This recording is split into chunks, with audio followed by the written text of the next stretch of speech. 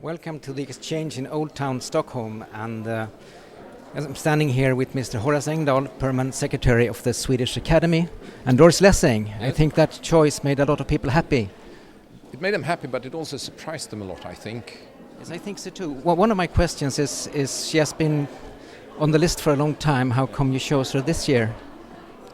She's obviously been discussed for many years. I can't say anything more specific about that because it's due to the rule of secrecy.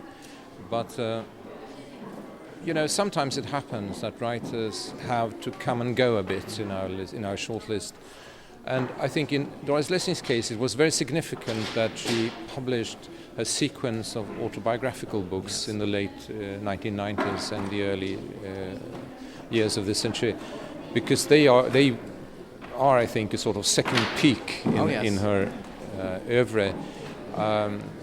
I think personally they're some of the most marvellous books that have been written about, not only about women but also about Britain, about the old empire, about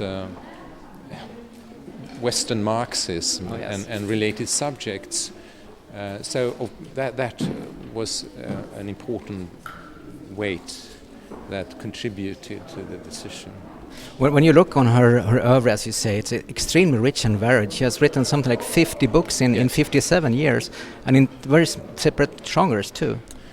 Well, all genres except poetry, as far as I can see, and she's good at them all, She's an amazing short story writer. You tend to identify her with large novels, 600 pages, and her greatest masterpiece is admittedly a rather long book, The Four-Gated City. Oh, yes. But her short stories are also very, very good, especially those from Africa. Oh, yes. And to the reader who, for some strange reason, hasn't read anything by Doris Lessing, where should that reader begin, do you think? I suggest that reader begin with her first book. And that would be? With The Grass is Singing, which came out in 1950, which is set in South Africa. It's a sort of tragedy involving a white farmer's wife and her black servant. It's a very exciting book. It's one of the most impressive first books I've ever read. But then you must read the Martyr Quest sequence, The Children of Violence, as it's called, and particularly, I should say, the last book. Then you mustn't miss her autobiography, and I think I would include in that judgment the third part, which is formally a novel, Sweetest Dreams. Oh yes. But which is really a thinly disguised autobiographical story.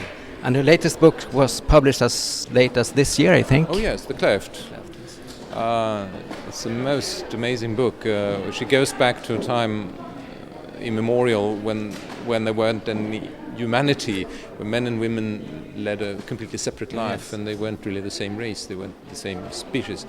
And she tries to imagine what it was like when men and women started to come together and to form a united human race. And I mean, it's a wild kind of. It's like she does sometimes when she leaves the confines of the realistically possible, and she ventures out into the visionary, the fantastic, and into some wild experiments of thought, either in the future or in the past, or in a region in space, or in inner space, as it has sometimes been.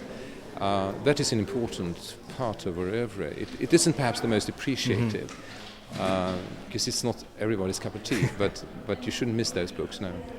I think you have awarded one of the most imaginative writers living today, so thank you very much, Mr. Engdahl. Thank you. And you can find more information on the website www.nobelprize.org. Thank you very much.